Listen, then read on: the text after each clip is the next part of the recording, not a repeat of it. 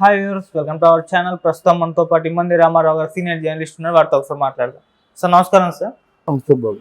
Sir మనం చూస్తున్నాం అల్లు అర్జున్ గారి పైన గత కొంతకాలంగా కూడా సోషల్ మీడియాలో ట్రోలింగ్ కానివ్వండి, లేకుంటే విష ప్రచారం కానివ్వండి, ఇవన్నీ కూడా జరుగుతూ ఉన్నాయి సార్. అయితే ఇప్పుడు రీసెంట్గా హైపర్ ఆది గారు, అంటే ఆయన జనసేన పార్టీ తరఫు నుంచి ప్రచారం కూడా చేశారు. పవన్ కళ్యాణ్ గారు కాస్త సన్నిహితులను కూడా చెప్తూ ఉంటాం.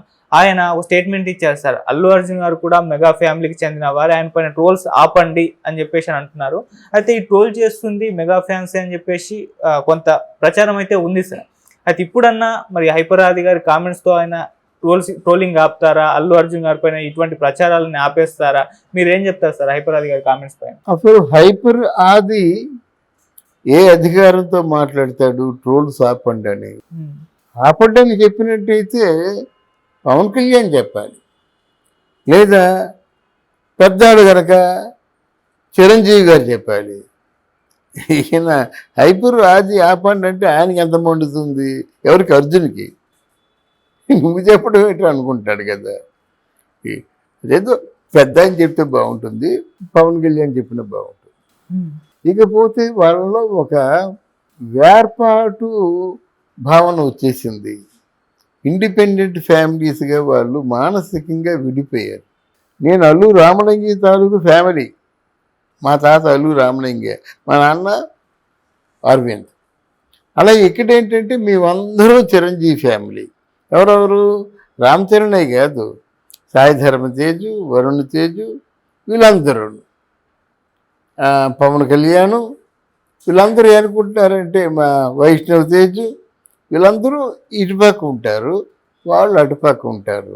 వాళ్ళు మానసికంగా డివైడ్ అయిపోయారు. బయటికి చెప్పటం లేదు, కానీ చిరంజీవి కూడా చాలా బాధపడ్డాడు.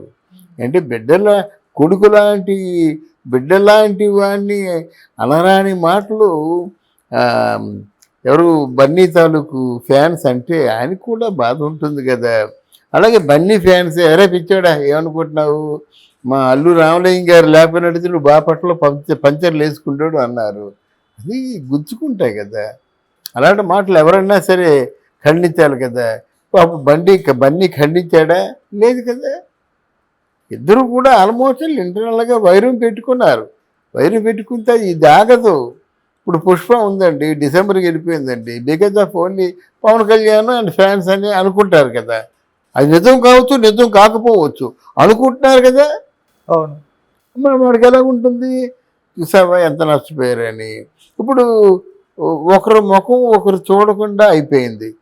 చూసావా విధి ఎలాంటిదో, జీవితం ఎలాంటిదో. సంపద వచ్చినప్పుడు ఒకరికొకరు ప్రాణ స్నేహితులు అని కలిసిపోయారు. సంపద అంతా ఖర్చు పెట్టి ఇప్పుడు ఇది పూర్తి చేయడానికి కూడా ఎవరు సంపద బయటికి తీస్తారు అనుకున్నప్పుడే నువ్వు ఆ తప్పు చేసావు, నువ్వు ఈ తప్పు చేసావు, నువ్వు ఇలా చేసావు అనుకుంటారు సహజంగా. ఇప్పుడు ఆ పరిస్థితుల్లో ఉంది. ఏదో డిసెంబర్కి రిలీజ్ అవుతుంది అనుకుంటారు. అది బన్నీ అభిమానులందరికీ కూడా పెద్ద దెబ్బ కదా. డిసెంబర్కైనా పూర్తవుతుందో అవదో తెలీదు వాళ్ళకి.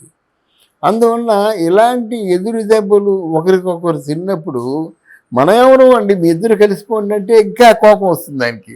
ఎవరికైనా సరే బాగా జుత్తు పీక్కొని మీ ఫ్యాన్స్ మా ఫ్యాన్స్ పూర్తిగా ఒకరంటే ఒకరు కత్తులు నూరుకుంటున్నప్పుడు బాబు ఇద్దరు కలిసిపోంటారంటే ముందు దీన్ని నరికేస్తారు. కనుక అది ఏదో తనకంటే తను ఎక్కువ స్థాయిలో ఉన్నట్టు ఆలోచిస్తాడేమో నాకు తెలియదు. కానీ అది ఇప్పుడు సమయం సందర్భం వస్తే బట్ ఎవరేమైనప్పుడు కూడా ఇండిపెండెంట్గానే వాళ్ళు బ్రతకాలని చూస్తున్నారు. దాన్ని ఎవరూ కాదనలేరండి. అదే చిరంజీవి చెప్పారు. ఆయన మార్గంలో ఆయన వెళ్ళనియండి, మీరెందుకు ఎత్తిపొడుస్తారు? ఆయన మార్గంలో ఆయన వెళ్ళే హక్కు అధికారం ఆయన లేదా? అదే కదా చిరంజీవి గారు చెప్తున్నారు. మీ మార్గంలో మీరు వెళ్ళండి, ఆయన మార్గంలో ఆయన వెళ్తాడు, ఆయన నచ్చింది ఆయన చేస్తారు, మీరెవరి మధ్యలో గొడవ పెట్టడానికి అంటున్నాడు ఆయన. ఎప్పటికీ మేము ఒక ఫ్యామిలీ. ఎప్పటికీ ఇప్పుడు చిరంజీవి గారు అల్లు అరవింద్ తాలూకు భార్య చేసుకున్నాడు. ఆ భార్య మామూలు భార్య, ప్రాణప్రదంగా ప్రేమించిన భార్య. ఆ భార్య మామూలు భార్య, పవన్ కళ్యాణ్ తల్లిగా భావించిన భార్య. అంతే కదా. ఇప్పుడు ఇటు పవన్ కళ్యాణ్ వదులుకోలేడు కదా. వాళ్ళంటే ఇంకో ఇంటి పేరు, కానీ పవన్ కళ్యాణ్ కొనిదేలే కదా. వాళ్ళ వంశానికే మంచి పేరు తెచ్చిన వ్యక్తి పవన్ కళ్యాణ్ కదా. ఈరోజు కొనిజల అనే ఆ ఇంటి పేరు అందరికీ తెలిసింది కదా, కొనిజల పవన్ కళ్యాణ్ అనే నేను. అంటే ఆ కొనిజల వంశం ఎప్పటి నుంచి కొనసాగుతుందో కానీ ఒక్కసారి భారతదేశం అంతా నిన్న Z+ కేటగిరీ వచ్చినప్పుడు ఎలా వస్తున్నాడు తెలుసండి, ఒక 50 మంది పోలీసులు ఆ మధ్యలో చూస్తున్నాడు. అంతకంటే ఇంకేం కావాలండి వైభవం, అన్నయ్యకి కానీ తండ్రికి కానీ అంతకంటే ఇంకేం కావాలి. మరి వాళ్ళిద్దరి మధ్య మరి ఈయనకి ఫ్యాన్స్ ఉన్నారు, వాళ్ళకి ఫ్యాన్స్ ఉన్నారు. ఈయన ఫ్యాన్స్ తలుచుకుంటే ఏమైనా చేస్తారు, ముఖ్యమంత్రినే చేస్తారు. పవన్ కళ్యాణ్ ఫ్యాన్స్ తలుచుకుంటే ఏమైనా చేయగలరు, ఒక ముఖ్యమంత్రిని చేశారు రూపాయి తీసుకోకుండా కష్టపడుతూ. మరి అలాంటప్పుడు మరి అల్లు అరవింద్ గారు, బన్నీ గారు వాళ్ళ చేతుల్లో ఎంత అంటే వీళ్ళు ఆలోచించుకోవాల్సింది ఏంటంటే వాళ్ళు పెద్దవాళ్ళు ఖండించాలి. అక్కడ అల్లు అరవింద్ ఖండిస్తే బాగుంటుంది, ఇక్కడ పవన్ కళ్యాణ్ ఖండిస్తే బాగుంటుంది. చిరంజీవి ఖండించడు, అలాగని సమర్థించడు. అంటే సార్ పవన్ కళ్యాణ్ గారు లేకుంటే అల్లు అరవింద్ గారు లేకుంటే నాగబాబు గారు చిరంజీవి గారు అంటే వీళ్ళు ఖండిస్తేనే, వీళ్ళు బయటకు వచ్చి చెప్తేనే ఈ ట్రోలింగ్ ఆగుతుంది అనుకోవచ్చా, లేకుంటే మళ్ళీ ఏమైనా ఫ్యూచర్లో ఏదైనా ఈవెంట్ జరిగి వీళ్ళంతా కూడా కలిసిపోతే ఆ టైంలో ఆ ఫ్యామిలీ అంతా ఒకటే అని చెప్పేసి ఆ విధంగానే ట్రోలింగ్ ఆపేస్తారంటే ఏం జరగచ్చు అంటారు? అంటే ఇక్కడ అల్లు అరవింద్కి అంత లేదండి, చరిస్మా లేదండి. ఇప్పుడు చెప్పండి, దిల్ రాజుకున్నంత చరిస్మా అల్లు అరవింద్కి ఉందా? దిల్ రాజు ఇప్పుడు ఆల్మోస్ట్ ఒక హీరో అయిపోయాడు ఇండస్ట్రీలో. అలాగే అది అల్లు అరవింద్ చెప్తే అవ్వదు, అలాగే అశ్విని దత్ చెప్తే అవ్వదు, మరి మన సురేష్ బాబు చెప్పినా అవ్వదు. అటు చిరంజీవి చెప్తే అవుతుంది, చిరంజీవి చెప్పడు. పవన్ కళ్యాణ్ చెప్తే అవుతుంది, పవన్ కళ్యాణ్ చెప్పడు. వీళ్ళు చెప్పినా చెప్పకపోయినా ఒకటే. ఇది ఎలా ఉంటుంది? ఏదో ఒక అకేషన్ రావాలి, అందరూ కలిసి ఏదో ఉండాలి. బట్ ఎవరైనా సరే ఓపెన్ అప్ అయ్యి ఏదో జరిగింది, పొరపాట్లు జరిగిపోయినాయి, రావాల్సిన అపార్థాలు వచ్చేసాయి, ఇక ముందు మేము అందరం కూడా హ్యాపీగా ఉంటాం, మమ్మల్ని ఆశీర్వదించండి అని చిరంజీవి గారు, అరవింద్ గారు చెప్తే బాగుంటుంది. అది ఓకే, లేకపోతే ఇది కొనసాగుతూనే ఉంటుంది.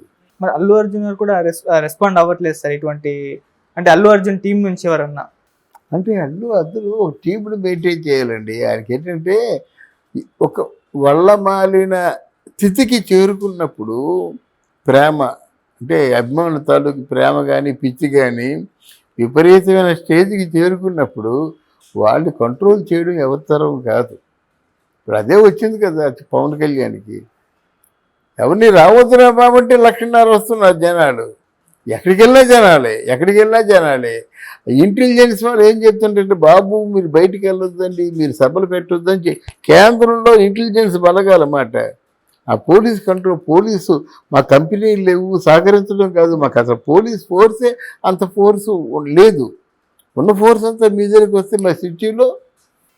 అందువల్ల సాధ్యమైనంత వరకు తగ్గి ఉండడం మంచిది. ఎవరు?